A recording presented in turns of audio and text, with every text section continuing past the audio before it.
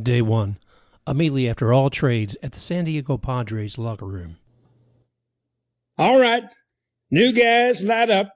Come on, get on in here. Now, please fill out your name on the sticker and attach it to your jersey.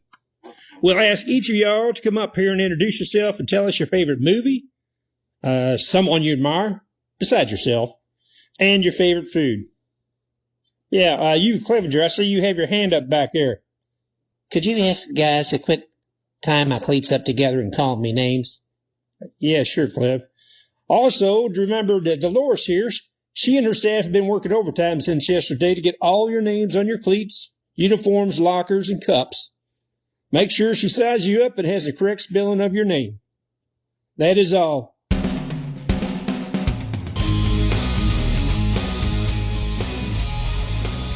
Welcome to Baseball Biz. It's Tuesday, September 1st.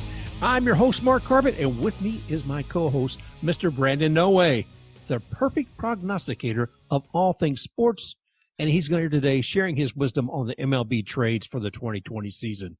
30 MLB teams have wrapped up their final trades for the 2020 season. It's been a lot of movement. All in all, what kind of changes can we expect will this make for this season and perhaps for a longer view strategy as well? How's it going today, Brandon? Oh, Mark, I'll tell you what, it's a beautiful sunny day outside. The Rays beat the Yankees last night, and the Lightning eliminated the Bruins. So, in short, I'm doing fantastic. How are you doing? About the same, man. Like I said, the sun's out. It's been dark and gloomy the last few days, so I'm glad to see something change in that respect. This is about baseball, but you can't help talk about the Lightning last night. What, 2 overtimes? Wow. Yeah, they have a tendency to go. They like to do long overtime games. So, I mean, they played 5 overtime games a few weeks ago. So, oh, good gravy. That's insane. Well, let's bring our world back here to baseball for a moment here in Baseball Biz. And Brandon, you know, I set you up here. You're the perfect prognosticator, I've said, of all things sports. So you've got to live up to that now. Oh, no pressure there. Oh, you heard that bit there just a moment ago about the Padres and their organization. So what do you think? Man, you want to talk about somebody going all in. It's like they just kept going and then going. It wouldn't stop. Like they just like traded their whole lineup's worth of players. It was absolutely insane. But I mean, San Diego's been doing some crazy things. Anyway, I know, being a Rays fan, I was kind of sad to see Tommy Pham go last year. And I thought, oh, he'll make a nice, growth to their program. But there's been a whole lot more than that happening there. So I was surprised to see how many that they've added. I mean, we'll talk a little bit more about standings. But do you know their numbers right now as far as wins, loss? Wins, loss, they are in second place at 22-15. 22-15. That's nice. That's good. It's a lot better than a lot of folks. So, but they see room for movement. Yeah, I mean, I respect them going all in, but is it really worth it in the long run? I don't know. We'll see. I mean, it shows a commitment, and I'm curious to see how that plays out. So it's like all one big hand, putting all the chips in there and see how it's going to roll out. So I'm curious to see that as well. If we look across some of the other ones, what are you seeing as far as people? Who are some of the souls that we're seeing moving from one team to another, Padres included? Well, to me, it seemed like it was like a really quiet deadline this year. It seemed like there was more talk about it. No big names really were moved this year, and there are many reasons why that could be. But, Robbie Ray, he went to the Blue Jays. Starling Marte, he went to the Marlins. Jonathan Villar, he went to the Blue Jays as well. You also have Cameron Maybin, he went to the Cubs from the Tigers. He's somehow still in the league. It feels like he's been around forever. Definitely a fixture. I think a lot of people were expecting to see some movement, I think, with the Rangers, too, with Joey Gallo and Lance Lynn. Thought we'd probably see somebody move from there. That didn't really materialize. The Rangers didn't do much. They just traded Mike Minor to the A's, more bullpen help or rotation help. A couple of players to be named later. I haven't seen anything on who that was. Minor, he's going to be a free agent after this year. Has a pretty high ERA at 5.60 and only 35 in the third innings. My favorite player I see traded all the time, and that's Mr. PTBNL. Yeah, he seems to be on the move a lot. Yeah. Feel bad for the poor guy. Yeah. I mean, I don't know, we'll see. But, yeah, there's looking at this too, the Brewers. Now, they traded a reliever. That was David Phelps to the Phillies. But I think a lot of people were wondering if Josh Hader was going to be traded, but he wasn't. The Brewers were like really like a quiet team. They're kind of like middle of the road, it seems. More on that later on. A little bit of a tease for you. They're kind of like a middle of the road team, it seems like. You didn't really hear what exactly they're going to do. Oh, the Marlins, Sterling Marte. And he's not the youngest as far as I can tell, but he's certainly somebody who brings something to the Marlins. I mean, from the Diamondbacks. And they thought enough of him to send, I think, 3 other players, Caleb Smith, Humberto Mejia, and Julio Frias. My apologies. So that the Marlins added a left-hand relief pitcher, Travis Bergen. For that, they sent Robbie Ray to the Blue Jays. And he's just about ready to move out of free agency. But he's a pretty good strikeout pitcher from what I understand. So that'll be interesting to see how that also plays. The Toronto Blue Jays always fascinate me because they're such a young team at this point. They've got a young manager, at least young as far as being a manager. He's just been there, a couple of years now. You look at all of those people there. I mean, whether it be Biggio, whether it be Vladimir, whether it be, any of those guys, Vlad Jr., so Bo Bichette, and then he's, I think, out on the injured list right now. So, it'll be interesting to see the Toronto Blue Jays. They may not be doing everything this year, but they're looking better all the time. Yeah, the Blue Jays, they did, from everything I'm reading, is that they really didn't go all in on doing, big name additions. They went to going out there and getting, their weak spots, addressing that, because they went out and they got Taijuan Walker and Robbie Ray and Ross Stripling for their rotation, and then infield depth. They brought in Jonathan Villar, which with Bichette out, that helps them out. So theirs was more of like, hey, what are our weaknesses? And they just addressed that, which honestly is probably the right thing to do because they're a pretty decent team already. They didn't really need anything big and flashy. Well, that certainly makes sense. And looking at the trade deadline, again, it closed just the other day. So the regular season, this is done. What were some of the biggest surprises or that you didn't expect? What were some of the things that were unique? Well, there are a lot of teams really standing pat and not doing anything. Like the Rays, the Yankees, the Braves. A lot of the big front teams didn't do anything really to, big bolster their lineup or rotation or anything. Like the Rays, for example, we were thinking, hey, maybe they could get another catcher because Zanino's hurt and Perez. They haven't been the greatest catchers this year. Maybe they could get more pitching because, they have injury problems. Same with the Yankees as well. They could get more help as well, rotation and offensively, because Judge and Stanton seem to always be hurt now. I know. I'm really curious about the Yankees too. I mean, you pointed out to me when I was criticizing the farm system, they actually do have a very good farm system, but still, they've got these top dollar people out there at the bat and the fielders and the pitching, and there's expectations there. And what do you do when something that big, that high price tagged item is not actually there to deliver? And I actually expected a little bit more activity too, but evidently I don't know that I won't say any team is tanking this year, but I wonder if some of them saying, okay, I'm not going to worry so much about 2020. I'm going to look hard at 2021. I'm already halfway through the season. 2020, is it a bust? Is it worth spending any more time on it? Or should I be focusing completely on 2021 and past that? And that means, is there going to be trading done, later on this year? Well, off season, is that where they're actually going to take the time to sit down and be able to discover what talent's not injured for long term? Let's face it. Right now, there have been a lot of people who've had Tommy John surgery or are scheduled for it. There's been a lot of injuries. Maybe they want to wait a little while before they pick some of these players up or not. Yeah, because, they don't have the workup time with the spring training or summer camp, whatever you want to call it this year. Large number of pitchers are going down with injuries and also with finances because, they're taking a huge hit this year they say they're taking a huge hit with no fans in the stands. And they could also be waiting, hey, we don't know what we can do this year. And maybe that's why some teams on the outside didn't do so much, is because they don't know if we do this, will we be able to keep it around next year? Because we don't know what our finances will look like. So maybe that snuck into some GM's minds as well. I think it would almost have to, Brandon. I think you're right on the money there. Okay, let's come back a little bit more here. So we've talked about some surprises, but we'll also talk about that there's really not a lot of surprises, because what are they waiting for? They're looking toward the future.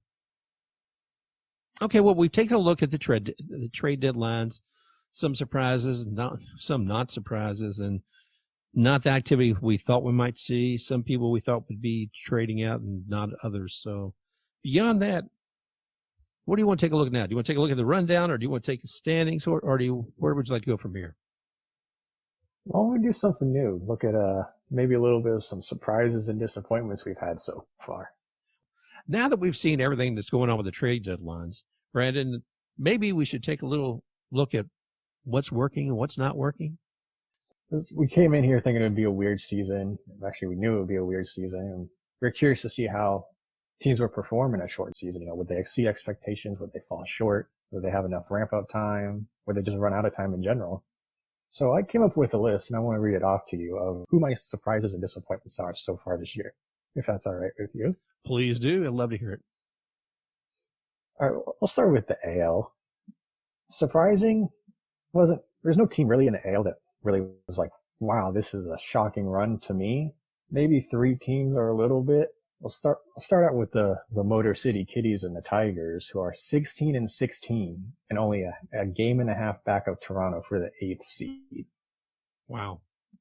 People before the season thought they would maybe get 16 wins overall total, but here they are possibly sneaking into the playoffs.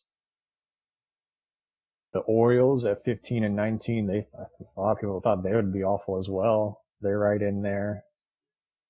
And this isn't necessarily a surprise to me. It's more of just like how good they've been. But the White Sox, who are 22-13 and only 2.5 games back of first in the American League.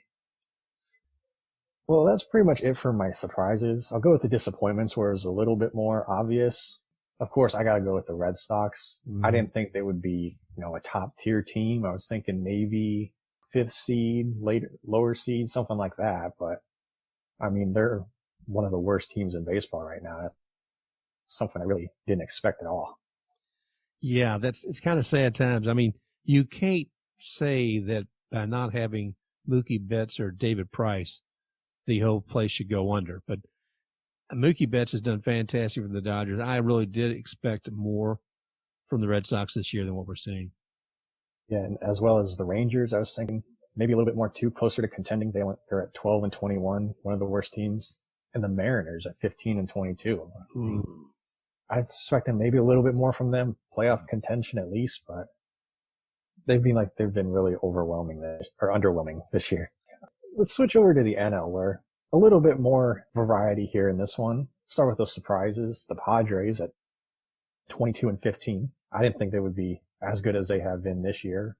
Once again, they're a team I was thinking maybe wild card 5th seed, maybe. And here they are in the 2nd seed in the West, and looking at what they're doing at the trade deadline, they're just going all in, They're putting their chips in the middle of the table.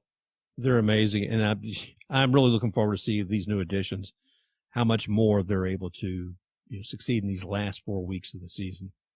Yeah, I don't know if it makes them better than the Dodgers. I mean, I haven't really been able to watch the Dodgers. They haven't been on TV. Seems like I'd love to get to watch them, but I'd love to see a Padres-Dodgers playoff series. That'd be great. Oh, that would be huge. I think everybody'd like to see that one. And another surprise, a special shout out to the Marlins, who with all their COVID problems they went through earlier in this year, they're thinking that, maybe just be like, okay, forget about the Marlins, kick them out for the year. Here they are at 15-15 and in a playoff spot. Yeah, I was ready to dig out the shovel again, for them early on. I thought, oh my gosh, with all the COVID-19 in there, I thought, how strong are these people going to be able to come back? Yeah, and even maybe throwing the Cardinals as well. They're in there contending for a playoff spot. They're at 13-13, 500. They've missed a ton of games, but they're making them up pretty quick. Maybe throw them in as well with all the problems they've had. True. I hadn't thought about the Cardinals. They weren't on a lot of people's radar for a while. Let's go to disappointment, where this is where I feel I have a lot more to say. Oh, just more disappointment? Okay. Yeah. Well, one team that's kind of your wrath. Who encouraged your wrath? Well, nobody really encouraged my wrath. It was just like I felt like there was more, oomph behind this one. I had more expectations for some of these teams. Two teams specifically. I'll go with the little one. Some people might not be disappointed by them, but the Diamondbacks at 14-21. Last year they finished second in the West, and they acquired Madison Bumgarner in the offseason. I was thinking, maybe they could push in there, maybe be middle of the road, 5th, 6th seed in the playoffs, but they're one of the worst teams in the NL, and I just had a little bit more expectations with that, especially with Bumgarner as your ace. And this one's kind of low-hanging fruit. It's out there, and they're not my most disappointing team, but I gotta go with the Nationals. 12-20, coming off of the World Series run. I just feel like they just fell flat on their face. Yeah, I know that some people have moved. What can we expect from them in the future? They didn't really have any dramatic trades either going on, did they, this past week? No, they lost Rendon in the offseason, which, we all knew that would be a hit, but yep. I didn't think that would be enough to sink the whole ship, because they still have Strasburg and Scherzer. They still have all that talent, and Juan Soto, even though he's missed some time.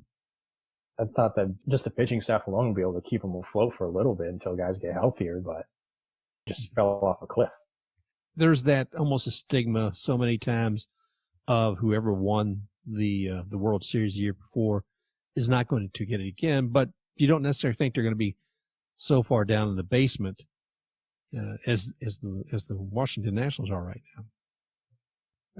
I wouldn't mind trading a World Series for a bottom feeder year the next year, but here. That's first world problems, but I'd like to at least be competitive. It's just, the Nationals just aren't even close. It feels like the beginning of last year, where it was like, my God, what's going on over there? This may be a bit of a surprise to some people, but this is a team I thought would be really good this year. They'd be sort of like what the Padres are, but the Milwaukee Brewers. At 16-18, they're only a half game behind the 8th seed, but they didn't do anything at the trade deadline to make them better. And last year, where they could have easily beaten the Nationals last year in the playoffs, which they would have, but Yelich got hurt, and the right fielder, of course, misplaying the ball, allowing the Nationals to take the lead and move on. That they lost their opportunity there. This year, I came in thinking, hey, maybe they could possibly come out of the NL this year and play for the World Series if they get through the Dodgers, of course. They've just been middle of the road pedestrian. Christian Yelich, the former MVP, he's only hitting 197 this year. And even though they're right there in the thick of the playoff race, it just feels like it's been very underwhelming. I know, and I expect a lot seeing Christian Yelich. And like you're saying, last year there were some injuries and such, but the Brewers, there's a lot of great possibility there, but it just hasn't materialized. Yeah, it's like, I don't know if maybe if it would be like last year where they got off to a slow start like the Nationals did, where they just needed time to build up. We all knew coming into this year, we don't have that time to ramp up, and it seems like maybe they didn't get the memo. They're just a slow team and they need time to get going, which they just don't have. Well, all that being said, is there any other ones we should take a look at as far as disappointments, or people you would hold up and say, hey, that's great? Honestly, no real standouts for disappointments, to be completely honest. I think everybody's kind of sunk into where they kind of belong, like you are who you are at this point. You have the surprises that are still up there. Maybe they're still playing over their head. Maybe they're just better than what we thought they were. But it seems like now it's kind of like, okay, this is who your team is. This is kind of what you are from here on out until next year. Wow. That sounds a little dismal, but it's true too. I think it's kind of like sunk into the middle of the season, and some definitions have been made of saying, okay, this is my team, and this is what they're going to be at. Looking at these teams, whether they're great or not, whether they made some great trades or not, we're going to be looking at playoffs soon. We'll talk about that in a minute. But when you look at the playoffs, you got 30 teams in the league, or between both leagues. And then you've got 16 teams that will be in the playoffs. So if you're better than, you don't even have to be better than half of the teams, a little more than that, or a little less than that. You can still be potentially in the World Series. So what's happening with all these teams out there? Give us the rundown, man. Tell us what's happening with the games. What are we looking at? Who are these people that are evolving in this last week, or what's happening, Brandon? All right. Well, we'll start back in last week like we usually do, and a lot of postponements, of course, over the police brutality, all the protests and boycotts, social change going on. A lot of teams postpone games. Some of them were made up. Some have been given make-up dates. We'll read off those. We'll start up in Pittsburgh, where the White Sox were taking on the Pirates. The White Sox took both of those games of the 2-game series. We'll head on down to Atlanta, where the Braves were taking on the Yankees. Atlanta took the first 2, but the third game was postponed. No make-up date has been given. Then we'll head up to the Capitol, where the Phillies were taking on the Nationals, with the Phillies taking the first 2, and then the third game was postponed, and that will be made up on September 22nd. Then we'll head up to Buffalo, with the Red Sox taking on the Blue Jays. They split the first 2 games, and another game was postponed. That will be made up September 4th. Then we'll head on down to St. Pete to the Trop, where the O's were taking on the Rays. The Rays taking the first 2, and then the third game was postponed. That will be made up on September 17th as part of a doubleheader. Then we'll head up to Cleveland, with the Twins taking on the Indians. The Indians took 2 out of 3 from the Twins. We'll head a little bit west to the Motor City, with the Cubs taking on the Motor City Kitties, or the Tigers, with the Tigers taking 2 out of 3.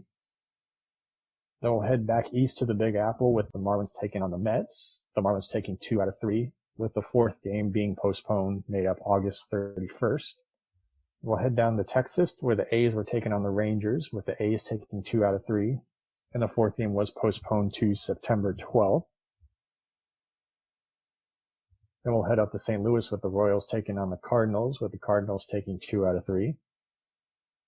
Then we'll head west to the desert, where the Rockies were taking on the Diamondbacks, with the Rockies taking the first 3, and then another game postponed, which will be made up August 25th. Heading down to Houston, you had the Angels taking on the Astros, with the Astros taking 2 out of 3, and a postponed game, which will be made up September 5th as well. Heading up to Milwaukee, with the Reds taking on the Brewers in a 4-game series. All 4 of those games were played, and both teams split the games 2 apiece. Then we'll head out to San Diego, with the Mariners taking on the Padres, with the Mariners taking 2 out of 3. And closing out the weekday series, we had the big rivalry with the Dodgers and Giants up in San Francisco, with the Dodgers taking 2 out of 3. All right, moving on to the weekend series. We'll start out in the Big Apple, the Subway Series, a 5-game series between the Mets and Yankees, with the Yankees taking 3 out of the 5, the Mets taking 2. Head back to Ohio, with the Cubs taking on the Reds, a 4-game series, both teams splitting that series 2 games apiece. Then we'll head back to the Motor City, with the Twinkies taking on the Tigers, and the Tigers sweeping that 4-game series over the Twins. Then we'll head back to Boston, with the Nationals taking on the Red Sox, with the Red Sox taking 2 out of 3 from the defending World Series champs. And we'll head back to the Windy City, with the Royals taking on the White Sox, with the White Sox taking 2 out of 3. Back to Milwaukee, with the Pirates and Brewers, with Milwaukee taking 3 out of 4. Then we'll head to sunny Miami, with the Rays taking on the Marlins, and the Rays taking all 3 in that 3-game series. Back to St. Louis, with the Indians and Cardinals. We had the Indians taking 2 out of 3 from the Cardinals. Back down to Texas and Arlington, with the Dodgers taking on the Rangers. The Dodgers taking 2 out of 3. Heading up to Buffalo, where you had the Orioles taking on the Blue Jays, with the Blue Jays taking 3 out of 4.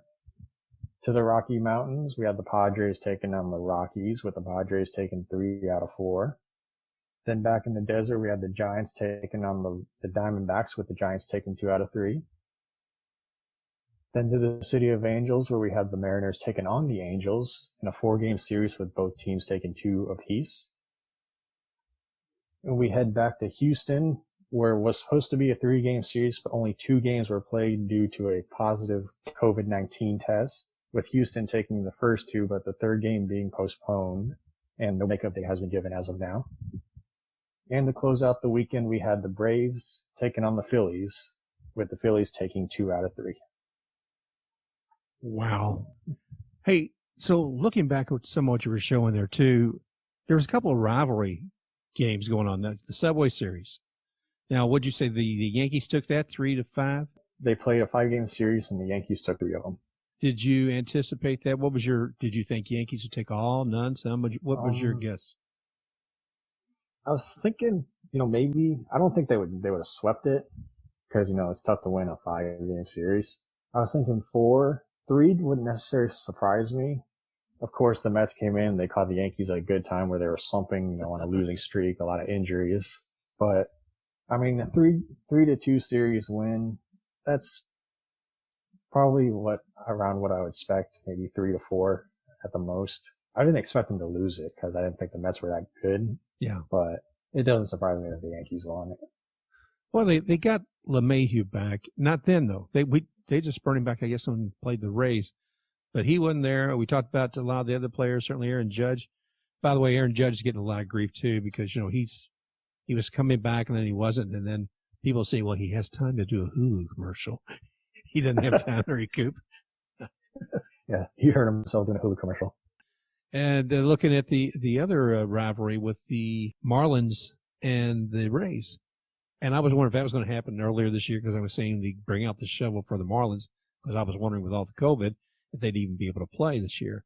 The Rays, they're pretty good with the Marlins. And then they're doing pretty well right now with up there with the Yankees. And we'll see how that series plays out. Yeah, big series. And it's always fun to beat the Yankees, even if they are considered down at the moment. It's always great to beat them. It's hard to sound like a little bit of a homer out there for the Yankee fans, but hey, I like to give them grief every now and then. Yeah, like that's not something fun to do. Well, now that you've given us all the rundown, can you give us some of the standings? What are we looking at across the different leagues and divisions? Oh, well, speaking of Yankee fans, I'd love to give out the standings. We'll start in the AL East just for them. The Rays first place in the AL East at 25-11, 4.5 games ahead of the Yankees. In the Central, you have the White Sox leading that division at 22-13, a game ahead of the Indians, 2.5 ahead of the Twins. In the West, you have the A's leading that division still at 22-12, 2.5 games ahead of the Astros, who have made up a little bit of ground. Moving to the NL, the Braves still lead the NL East at 20-14, 3 games ahead of the Marlins and Phillies, who are both tied for second at 15-15. Out in the Central, the Cubbies still lead that division at 20-14, 3 games ahead of the Cardinals, 4 games ahead of the Brewers. And in the West, not much has changed as the Dodgers still lead that 26-10, 4.5 games ahead of the Padres. And taking a look at the playoff picture, according to what we have so far, we don't have the exact rules of how they're going to do it. Major League Baseball is taking their time on that one. Be nice to know since it's closing in pretty quickly. Taking a look at the American League, you have the Rays first overall in the AL at 25-11, 2 games ahead of the A's, who are second overall, followed by the White Sox, who are 2.5 games behind the Rays. But the Indians, the 4th seed, tied for the 5th seed, you had the Astros and Yankees. Twins at the 7th seed, and rounding out the 8th seed, you had the Blue Jays, who are a game and a half ahead of the Tigers and 3.5 games ahead of the Orioles. Switching over to the National League, the Dodgers, first place again, 26-10, 4.5 games ahead of the Padres, who are only a half a game ahead of the Cubs in the 3rd seed, who are also tied with the Braves, both of them at 20-14. So we have a tie there for the 3rd seed. The Marlins are in the 5th seed at 15-15, tied with the Phillies, who are 15-15 as well. And then rounding out the top 8, you have the Cardinals and Rockies. And then a game and a half behind the Rockies for the 8th seed, you have a tie between the Giants and Brewers. So that's the playoff picture we have so far, and I don't know how much it'll change next week, but it seems like it's going to be exciting. It's going to be, I can't imagine it not being exciting. I think you're absolutely right on that. And I still find it fascinating that, we're looking at 16 teams that can potentially be there. But, that's all right. It makes it an exciting time for such a strange year. And I'm looking forward to it as well to hear what's coming out next week. Let's take a look again what we've been talking about today. We've been talking about the trade deadlines, seeing a lot of activity with Padres, and then we said some with the Indians. Talked about who wasn't doing much out there.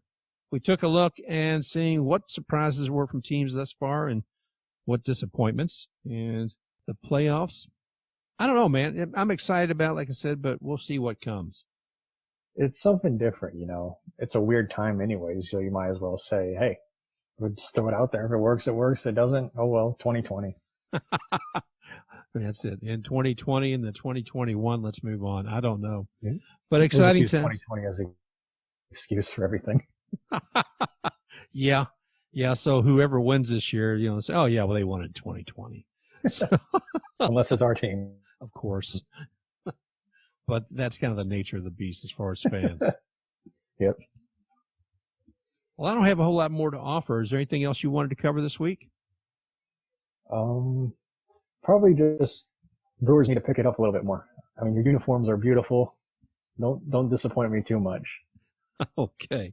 Well, let's hear it for the Brewers. I hope they do well. I hope so too. Those beautiful looking uniforms, by the way. Okay. Well, we know you can't look that good and be bad. Now, I got to talk to Deloris. Maybe she can help him stitch some of the clothing up there. I don't know. And anyway, it's been wonderful, Brandon. Thanks again for yet another wonderful week of Baseball Biz. Just a reminder, you can find Brandon on Twitter at @TheSportsBlitz1. That's the numeric 1 at @TheSportsBlitz1. You can find Baseball Biz at @TheBaseballBiz on Twitter. So we're there and always look forward to hearing more from you all. Thank you again for joining us this week. Brandon, have a great week, my friend. Thanks, you as well. All right. So thanks again for joining us here at Baseball Biz. And we also want to give our thanks to XTakeRux, the folks who provide our theme music. Take care and have a wonderful week.